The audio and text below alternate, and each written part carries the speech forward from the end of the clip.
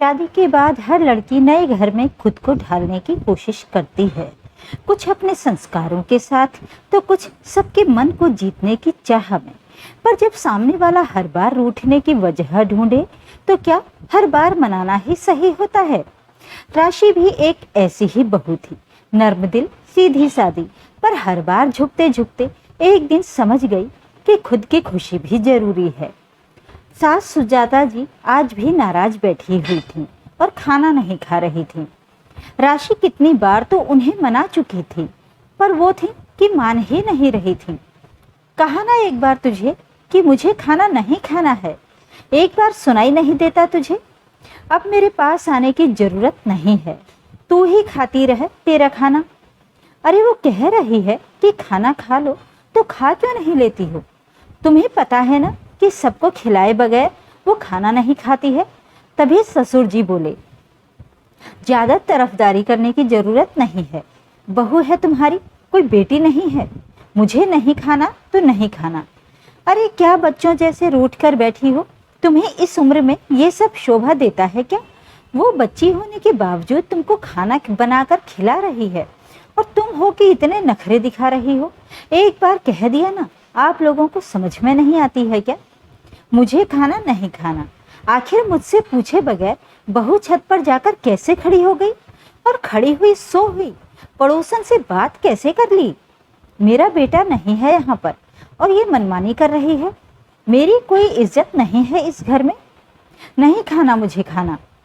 आखिर सास तुनकते हुए बोली, मम्मी जी माफी मांग तो रही हूँ, आइंदा ऐसी गलती नहीं होगी, पर आप खाना खा लो ना। राशि उन्हें मनाते हुए बोली, एक बार कहने पर तुझे समझ में नहीं आ रही है? ये तो गलती करने से पहले सोचना चाहिए था। मेरा बेटा बाहर रहता है, इसका मतलब ये नहीं है कि तुम मेरे सिर पर चढ़कर नाचो।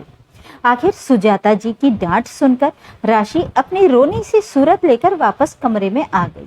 उसे बहुत जोरों से भूख लग रही थी, पर सास थी कि खाना ही नहीं खा रही थी। अब जब तक सास खाना नहीं खाएगी वो खाना कैसे खा ले? पति समीर तो अपनी नौकरी के कारण बाहर रहते थे और राशि अपने सास ससुर के पास। एक देवर भी साथ ही रहता था, उसका नाम चमन था और वो अपनी पढ़ाई कर रहा था। अभी 3 महीने पहले ही तो राशि की शादी समीर के साथ हुई थी, लेकिन उसकी जॉब ऐसी जगह थी जहां सुविधाएं मुश्किल से ही मिलती थीं। इस कारण वो राशि को ले जा नहीं सका।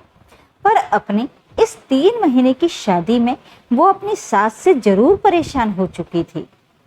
राशि की आदत थी कि वो खाना बनाकर सबको खाना खिलाकर ही खाना खाती थी, लेकिन सास तो छोटे बच्चों की तरह छोटी छोटी बातों पर रूठ कर बैठ जाती थी और फिर खाना नहीं खाती थी।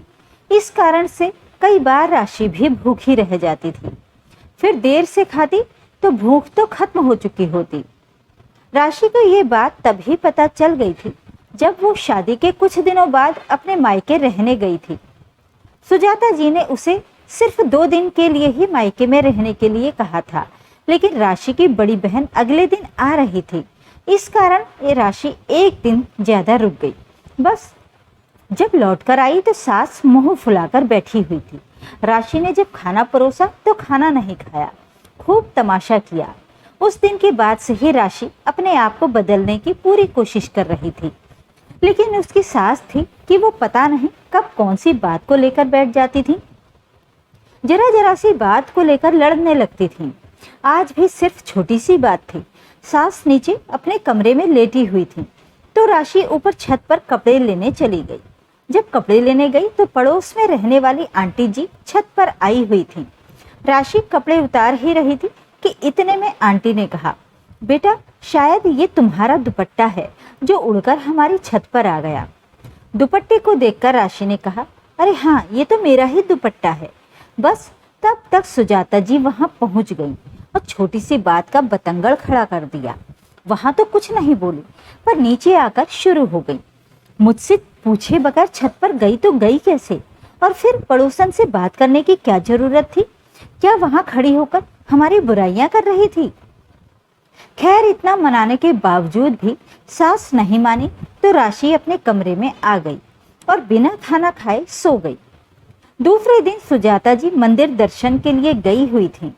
तब ससुर जी ने राशि को बुलाया और कहा, बेटा तू कब तक अपनी सास की मनमानी को सहती रहेगी?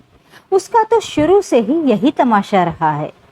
अगर उसके मन की मर्जी का नहीं होता है तो वो खाना पीना छोड़कर मुंह फुलाकर बैठ जाती है। अगर तू उसे मनाने में ही रह गई तो जिंदगी भर तू आधे से अधिक टाइम तो भूखी ही रह जाएगी। ससुर जी की बात सुनकर राशि बोली, पर पापा जी मैं भी क्या करूं? आदत है मेरी, जब तक मम्मी जी और आप लोग खाना नहीं खा लेते मुझसे खाना खाया नहीं जाता। बेटा एक बात कहूं, बुरा मत मानना, संस्कार अपनी जगह है और ऐसी मनमानी अपनी जगह। जो लोग नहीं समझते वो लोग नहीं समझेंगे, चाहे आप उनके लिए अपनी जान ही क्यों न दे दो। ऐसे लोगों के लिए तुम अपनी भूख क्यों मारती हो?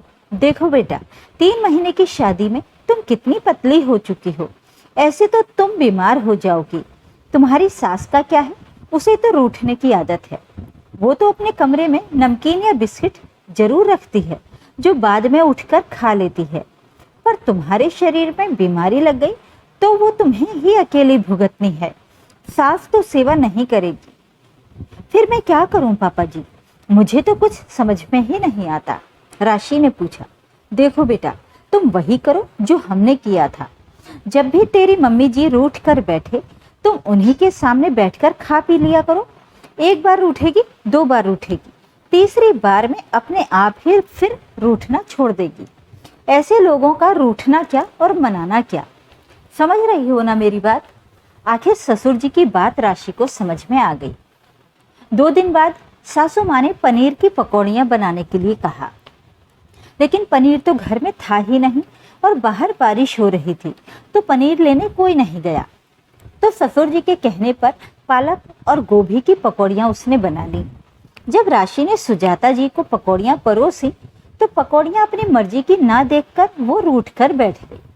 आखिर ससुर और देवर को खिला पिलाकर राशि ने दोबारा जाकर सासू माँ से कहा, मम्मी जी खाकर तो देखिए, पकौड़ियाँ बहुत अच्छी बनी हैं। पापा जी और भैया को दोनों को पसंद आई हैं। मुझे नहीं खाना तेरी पकौड़ियाँ। जब तुझे कहा था कि पनीर की पकौड़ियाँ बना ले तो बेवजह पालक और गोभी की पकौड़ियाँ क्यों बनाई? यही इज्जत है तेरी नज़रों में मेरी? मैं तो नहीं रखती ये पकौड़ी अपने मुंह पर मम्मी जी जो चीज़ घर में थी ही नहीं वो मैं कहाँ से लाती? मुझे नहीं पता, पर तूने मेरी बात मानी क्यों नहीं? राशि ने इसके आगे कुछ नहीं कहा और अंदर रसोई में गई, गैस बंद की और वही सासू माँ के लिए परोसी हुई पकौड़ियों की प्लेट लेकर बाहर आकर खाने बैठ गई। राशि के इस कदम की सुजाता जी को बिल्कुल उम्मीद नहीं थी।